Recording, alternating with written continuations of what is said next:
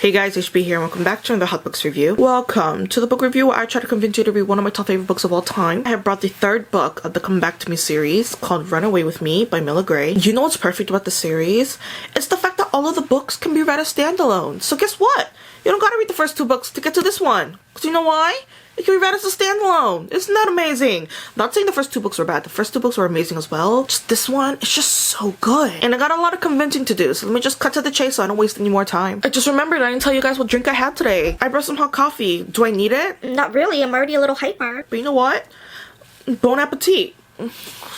The cover art, I'm going to be giving a 4 out of 5. I would usually give this a 3 out of 5, like what I've been doing with the rest of the series. But I'm a little biased towards Em and Jake, so this gets an extra point for that. Not a full 5, okay? I'm going to be fair. I do not love faces on the covers of books, so I'm not giving it a full 5, but I'm giving it a little more than the other books.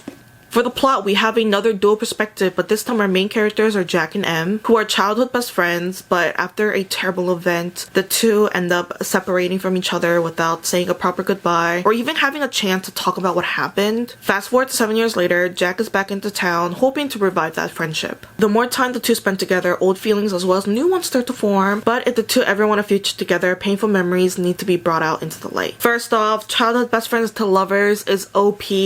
Do I need to say anything more? Em and Jake, they used to play hockey together, but it's not so heavy on the sport, which I really appreciated. It is realistic fiction, and if you're really big on relating to characters, then I think this book is great for that. The first two books, military love, is very specific in my opinion, and I feel like falling in love with your best friend is a lot more common than, you know, military love is. So I think that's a plus if you like to relate to the characters. There are trigger warnings, which I'll be writing on the screen, so just something to look at before you start reading. The plot, 5 out of 5. And guess what? Characters, also 5 out of 5. Em is my favorite girl. Jake is my favorite guy. I also love the way that Jake is protective over Em. All the guys in this series are protective over their girls. And you know, just in general, all book boyfriends, they're protective over their females or their partners. But I think because they were childhood best friends, they were already protective over each other. But now that feelings get involved and Jake knows Em's history, it just makes it that much more better. As for the other characters, personally, because I was so submerged in the story,